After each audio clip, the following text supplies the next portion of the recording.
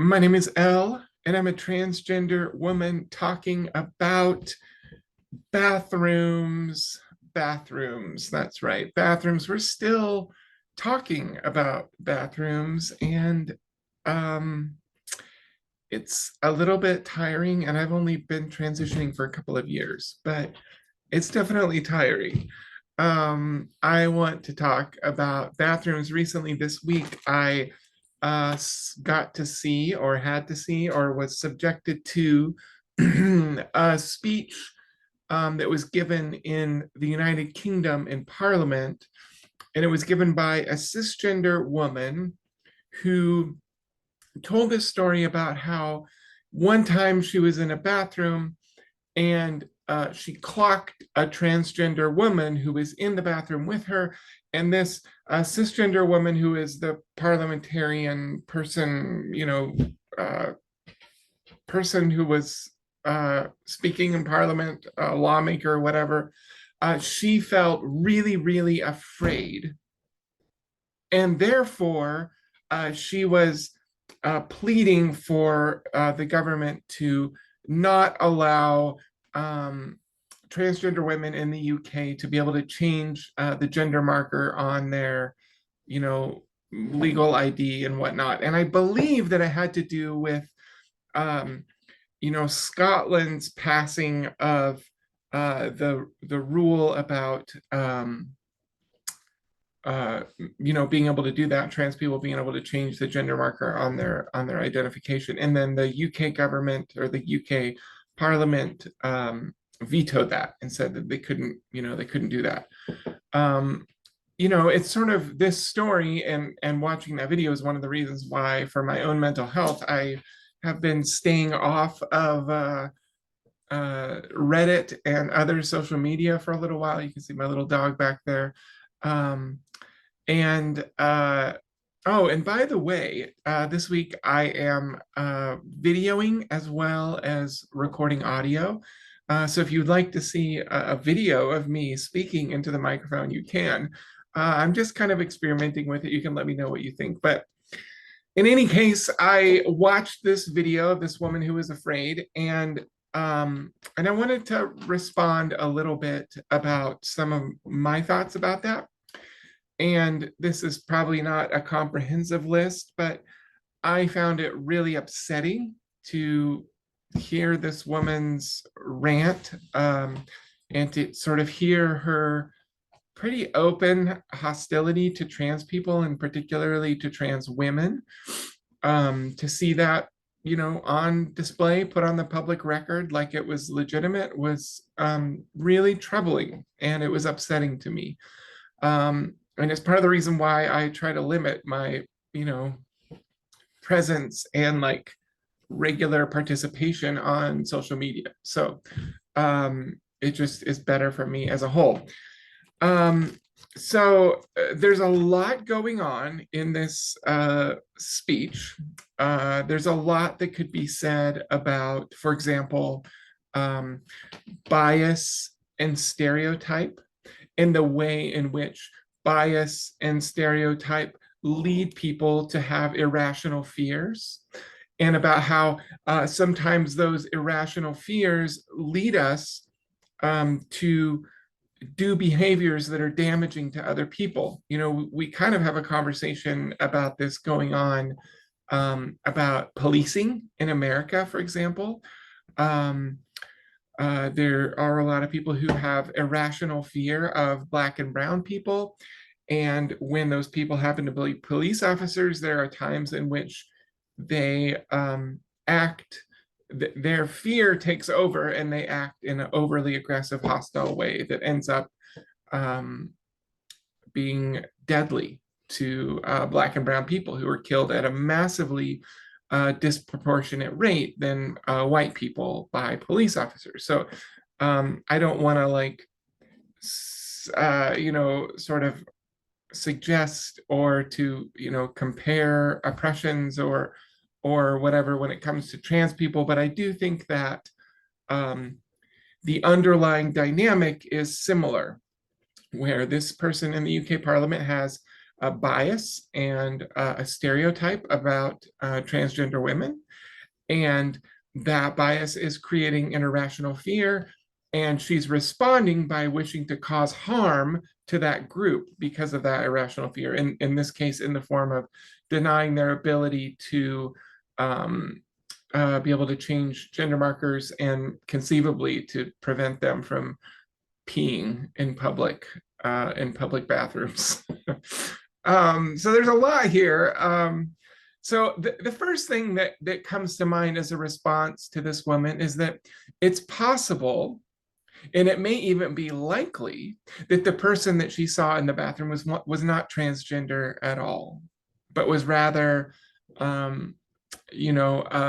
a woman, a cisgender woman who happened to have masculine coded traits.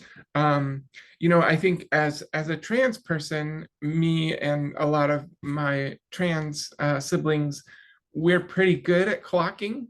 We're pretty good at identifying trans people out there, but I'm not so convinced that cisgender people are so good at it. Now, they've become better at it the more we are present in the world, if you will. So like the more visible we are as a category, I think the more sort of the average layperson, the average cisgender person are able to clock us. But the truth is that that woman doesn't know if the person in the bathroom was transgender. She clocked her, she thought she clocked her, and she may or may not have been right about that. And the truth is that transphobia, and maybe in particular transmisogynist, transmisogyny, it has a way of harming all women, not just transgender women. And there's lots of stories that I've heard and that I've read in similar, articles in the media and so on, about cisgender women who are being accosted and made to feel afraid in the bathroom. Now, I mean, trans women, we could be the scapegoat of that, right? It could be our fault that that's happening, because if we weren't in the bathroom, then, women wouldn't have to be afraid of us. And so they wouldn't have to accost other people. But, I guess I'm turning the onus around a little bit and saying, maybe the people who are afraid and have irrational fears that are based upon stereotype and prejudice and bias, maybe if they dealt with their personal stuff, they wouldn't be so afraid. And so then they wouldn't put other people at risk. The truth is that irrational fears put other folks at risk, and it makes people feel unsafe, and is why it leads to violence. So that's the first observation. The second observation that I have is that I would venture to guess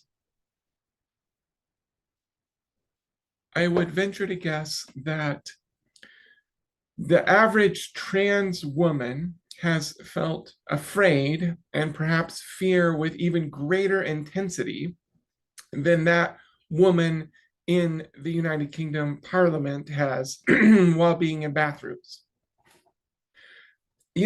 For me and for a lot, I mean, pretty much every trans person I've ever talked to, bathrooms are really, really, really scary places to be in. They cause us a lot of anxiety, and especially as we start to live our lives fully and openly as ourselves, and perhaps as we start to pass a little more, or as we start to be read correctly,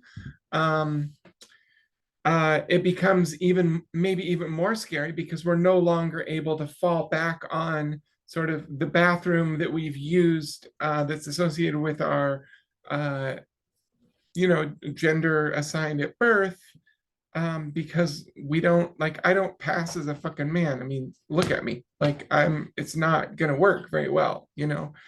I mean, you may be able to tell that I'm trans, but you also can tell that I'm presenting myself as really feminine. And so for me, it's dangerous to go into the women's bathroom because of, lawmakers like this UK Parliament lady, or whatever random crazy Karen I who, gets upset at me. And so far for me, I haven't had super negative experiences in the bathroom so far.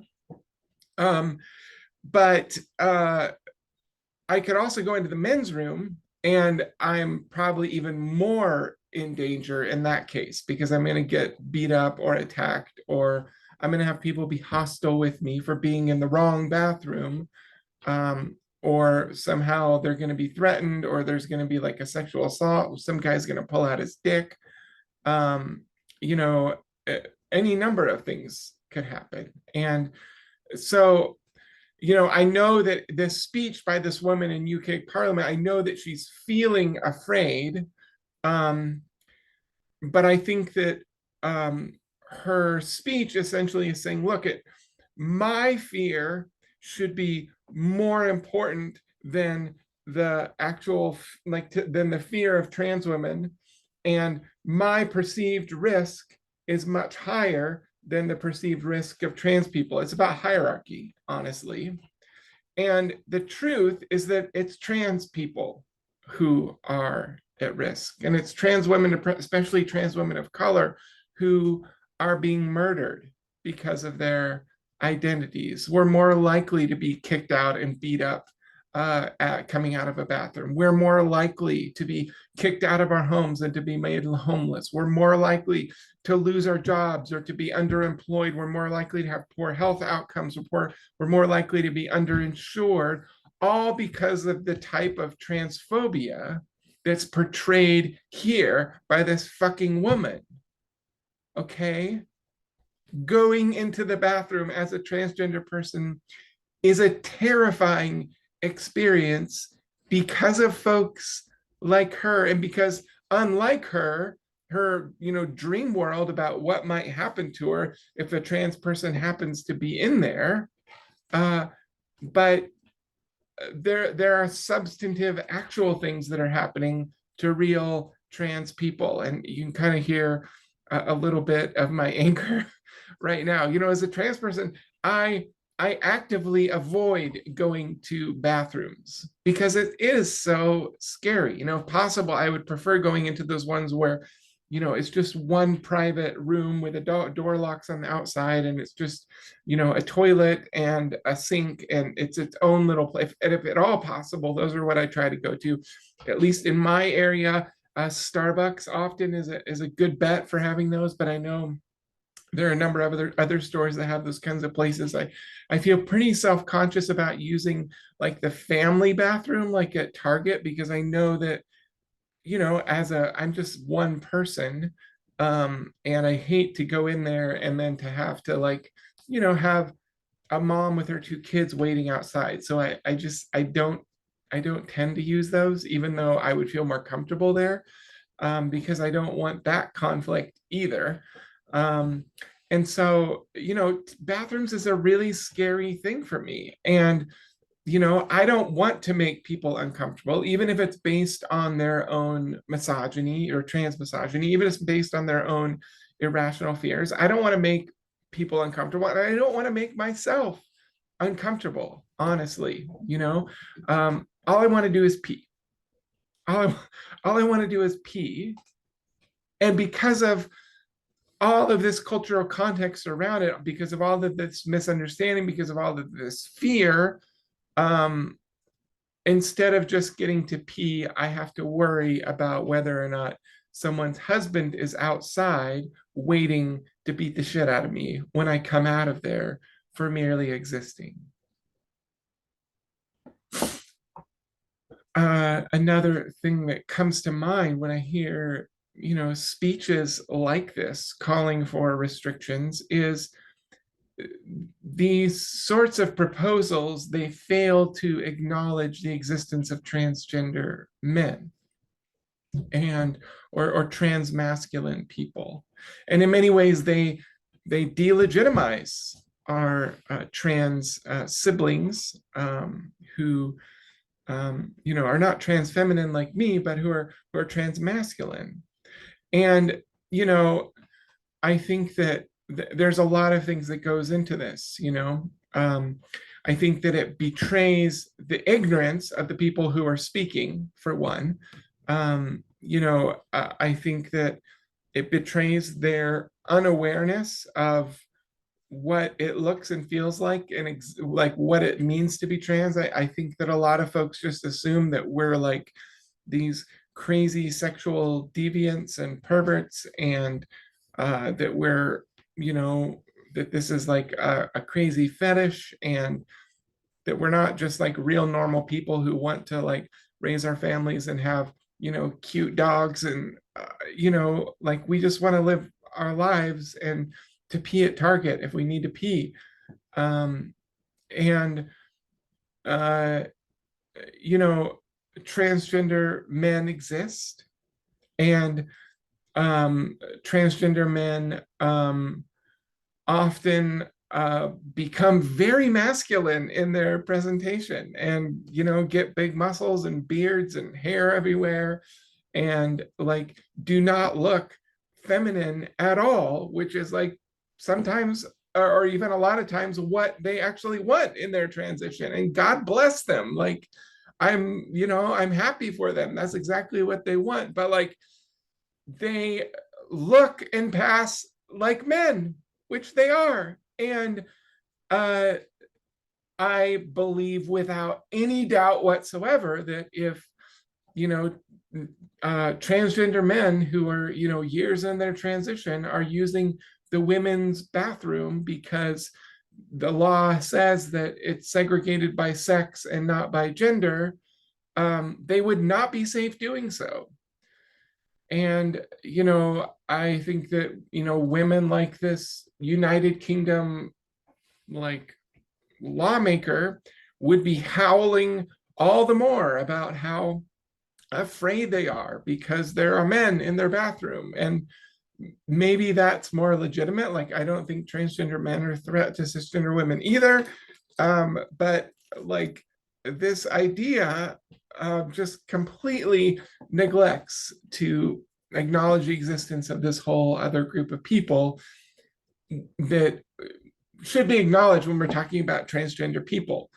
And I think that that is maybe an aspect of, misogyny. Like, as a trans woman, um, I am considered often to be like a traitor, or like, yeah, I guess as a traitor or as creepy. Like, I'm willingly shuffling off the superiority of masculinity. I'm willingly, letting go of the hierarchical power structure that puts me, who was a white cis, or who ostensibly was, I never was cis, but, this white Christian man who is on the top of the hierarchy, who's choosing to step down one or two steps. Like, don't get me wrong, like, I have a lot of privilege still. And so that is seen as like really, really highly suspect. I don't think this is like super like well thought out or carefully thought out, but I think this is my sense of what happens is people are skeptical of that because nobody gives up power. Nobody does. I mean, it doesn't happen. It's really rare. And so I think that it's understandable that folks might look at that with suspicion. Oh, he's just, misgendering. He's just transitioning so that he can get access to women's spaces, so that he can, have more power over them. It's not believing them, because why would anyone choose to, give up their power? And then likewise, transmasculine people who were assigned female sex at birth, often are not believed. And they're kind of treated like, oh, honey, oh, sweetie, your body's beautiful. Oh, who's deceived you? Oh, let me come and just hug on you, and let me infantilize you. Let me show you the truth. You're so confused. It's treating them like they're confused little girls, you know? because of course a woman would want to ascend to masculinity, right? Because men are the best and men are the highest and men are the most important. So it sort of fits with them, like, oh, of course they would want to, but I mean, don't be silly. Don't be silly, honey. Don't be silly, sweetie. um it's really it's really like, either way it's fucked. Like, you're sweetie to death if you're a transmasculine person and people don't believe you, or people are creeped out and disgusted by you if you're trans feminine and they don't believe you. And in our case, in trans women's case, people are afraid of us, especially. They're afraid of us. They're scared of us. They think that we're predators, and that's honestly, that's really triggering for me. That really hurts, and it bothers me so much, and it feels like I'm on trial, and it makes it scary to be in the world, to be constantly surrounded by who knows how many people that are like skeptical of why I exist and think that I'm like trying to do something creepy or rape them or whatever. It's it's it brings up a lot. It brings up a lot. Now, one of the things I've been thinking some about lately is other women's spaces, such as like a locker room or I'm trying to think of other, like, I've never gone, like, I know that there's like steam room, like spa kind of places where people are naked or mostly naked. Um, I've never really gone to one of those, but like a shower type thing. I don't like, okay. You're probably laughing because like I really I've been like pretty sheltered, I guess. And anyway, I know that there's lots of spaces like that where like in a bathroom, nobody's naked, right? I mean, nobody's nobody's naked. Like people are not walking around naked, but like in a locker room, at least I've never been in a women's locker room. And maybe I'm tipping my cards here a little bit, but I've only been in a men's locker room, and I don't particularly like going to the gym. When I was regularly in men's locker rooms, I was going to swim in the early morning, um, and I'm not currently swimming right now, um, but in any case, it's not a place I find myself in regularly.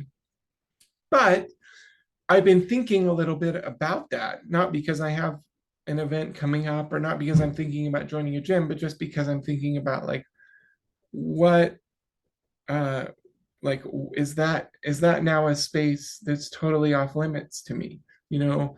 Or even like with my kids, like um we are talking about signing my kids up for swimming lessons, right?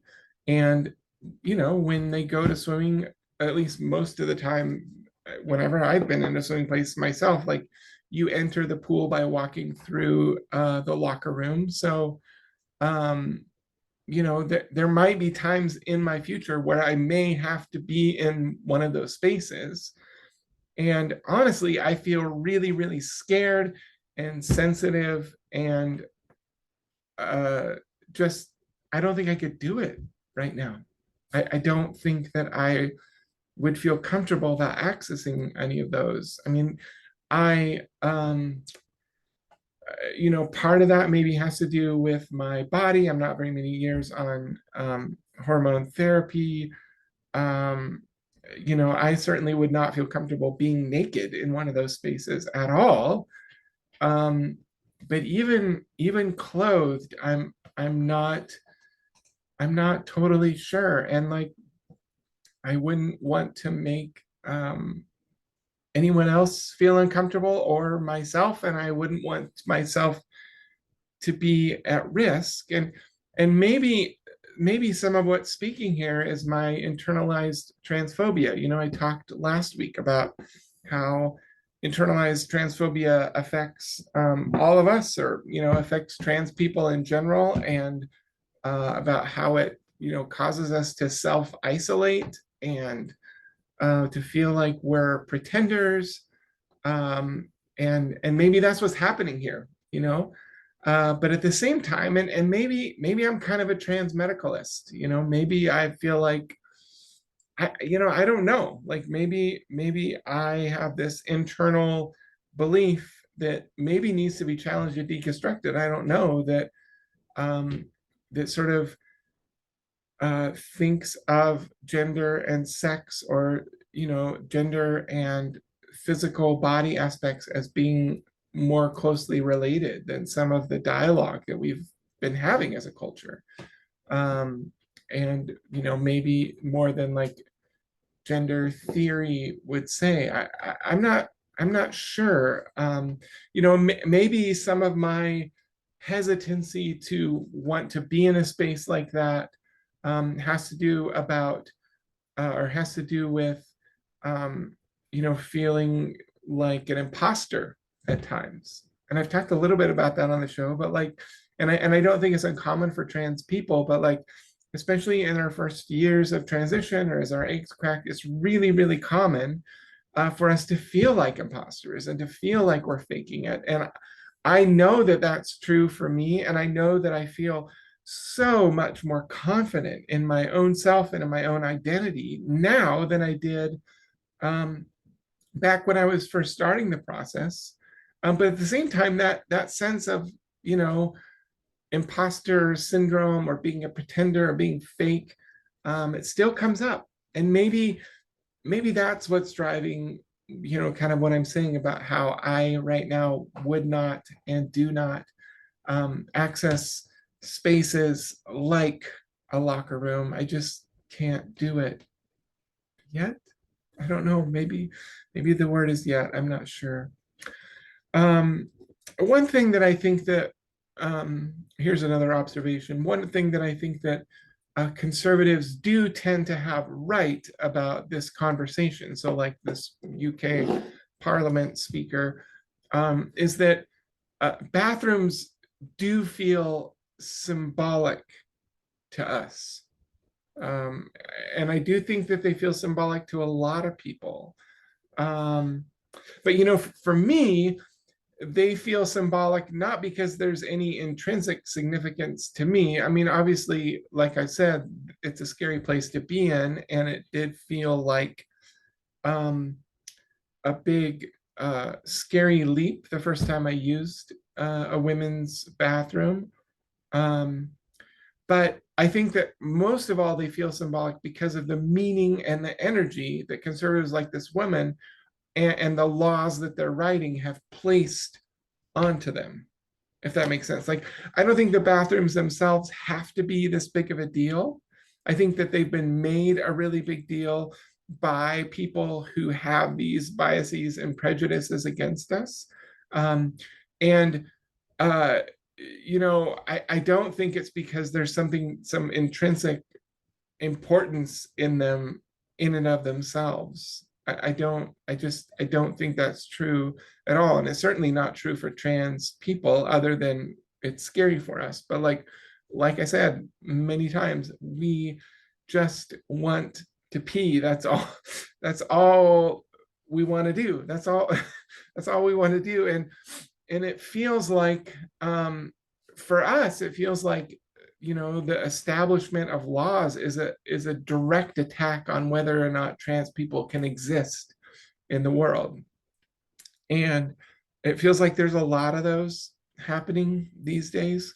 I read somewhere, probably on fucking Reddit, God, I need to get off of that, um, that there are like 130 some laws being proposed right now in American states to limit the ability of trans people to seek healthcare, or to have their names and pronouns and whatever recognized, or to have access to bathrooms and so on.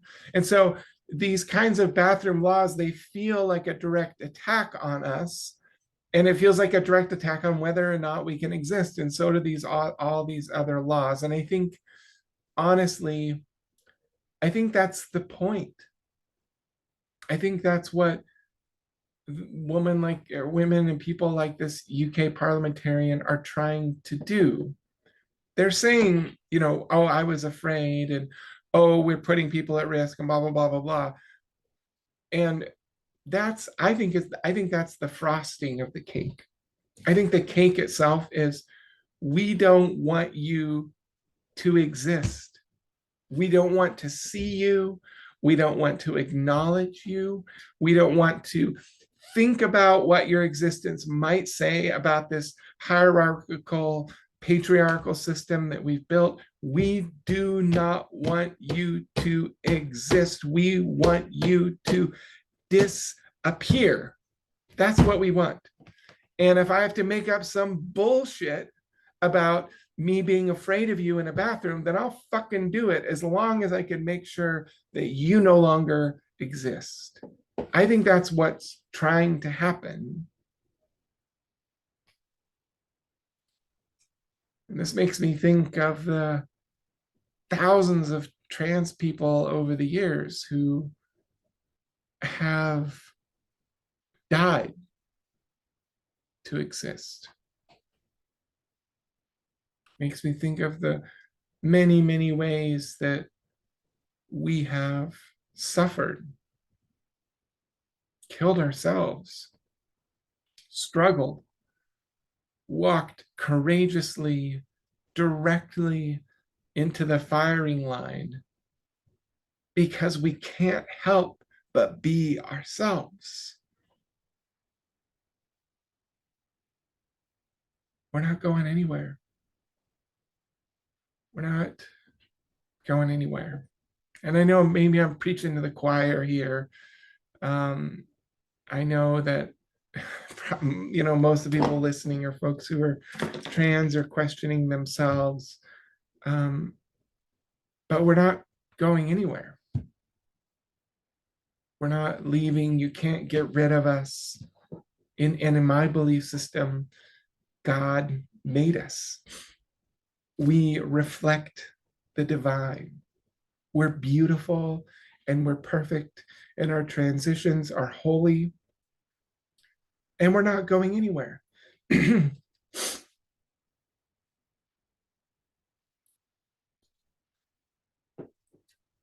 So, wow.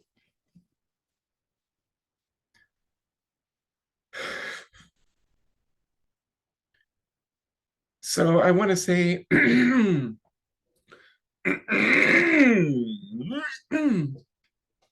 man alive.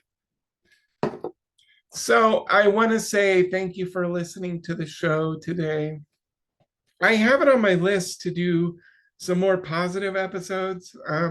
Maybe if I can stay off of Reddit for a while, there'll be some more positive ones coming up. I want to do something on makeup and what I've learned about makeup. I might do an episode on hair, or hair care, and what it's been like for me. I'm not totally sure, but if stupid people keep on doing horse shit like this, I may have to keep doing negative stuff. But let me know what you think about the video, if you watch the video, and what you think about the show in general. I have an email address that's in every episode and in the show notes. And I really appreciate you listening and tuning in. And I would love it if you could leave a review or a rating or both. I think the area where it seems like the most traction is happening is in Apple, but also the show is available on Spotify and like every other major platform. But this is Transgender Woman Talking, and my name is Elle, and I am a transgender woman talking.